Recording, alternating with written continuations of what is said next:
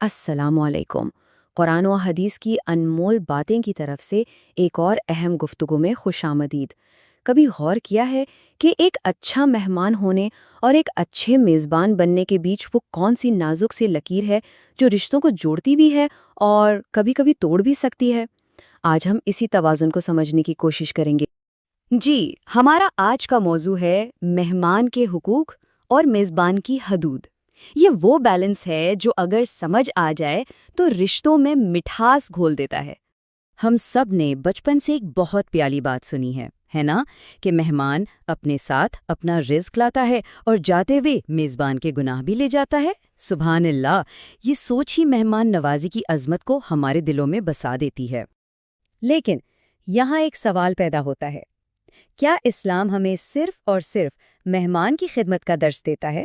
کیا میزبان کے آرام، اس کی پرائیویسی، اس کے گھر کے سکون کا کوئی حق نہیں؟ کہیں ایسا تو نہیں کہ ہم بن بلائے کسی کے گھر جا کر رحمت کے بجائے زحمت بن رہے ہوں؟ چلیں، اس بات کو سمجھنے کے لیے ایک چھوٹی سی کہانی سنتے ہیں، ایک دوستی کی کہانی جو شاید ہم میں سے بہتوں کو اپنی یا اپنے کسی دوست کی یاد دلا دے۔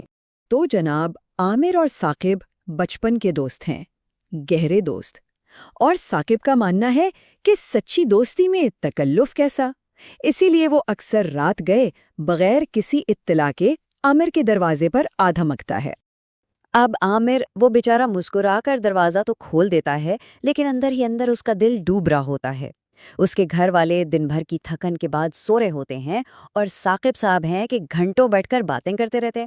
انہیں اس بات کا احساس ہی نہیں ہوتا کہ عامر نے صبح سویرے دفتر بھی جانا ہے، اور عامر وہ لحاظ میں مروت میں کچھ کہہ ہی نہیں پاتا۔ اور پھر نتیجہ کیا نکلتا ہے؟ وہی جو اکثر نکلتا ہے۔ آہستہ آہستہ عامر کے دل میں ثاقب کے لیے جو محبت تھی نا، اس کی جگہ ایک عجیب سی جھنجھلاہٹ نے لے لی ہے۔ اب وہ ثاقب کی کال دیکھ کر بھی فون نہیں اٹھاتا۔ ایک اتنا خوبصورت رشتہ صرف حدود کا خیال نہ رکھنے کی وجہ سے ٹوٹنے کے قریب پہنچ گیا ہے۔ تو سوال یہ ہے کہ کیا ایسے رشتوں کو بچایا جا سکتا ہے؟ جی بالکل، اسلام ہمیں اس معاملے میں بہترین رہنمائی دیتا ہے۔ آئیے دیکھتے ہیں وہ سنہری اصول جو ہمیں ایک اچھا مہمان اور ایک سمجھدار میزبان بناتے ہیں۔ 3 بنیادی باتیں ہیں۔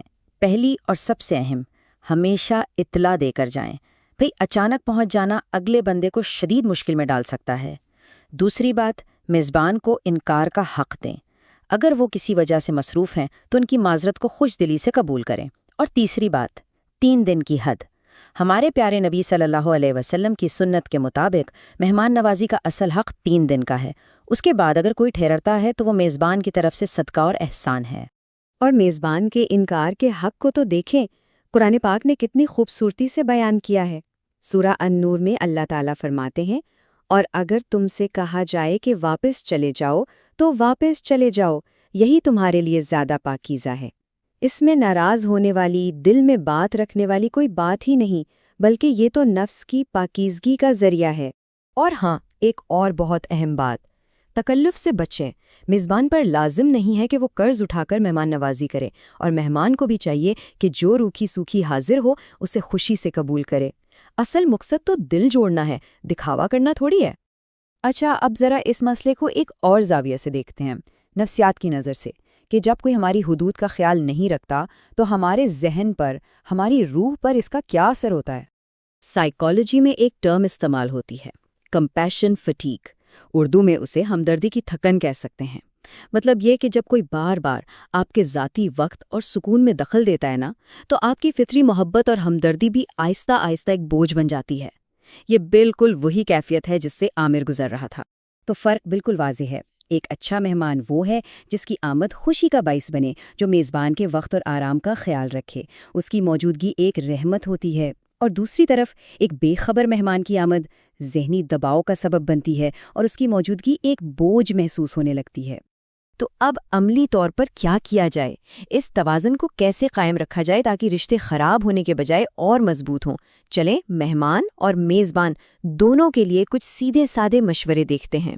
مہمان کے لیے تو بس یہی ہے کہ بھائی ہمیشہ پوچھ کر جائیں، وقت کا خیال رکھیں اور کسی پر بوجھ نہ بنیں۔ اور میزبان کے لیے یہ سیکھنا بہت ضروری ہے کہ سچائی اور محبت سے معذرت کیسے کی جاتی ہے۔ یقین کریں، ایک سچی معذرت اس جھوٹی مسکراہٹ سے 1000 گنا بہتر ہے جو دل پر بوجھ ہو۔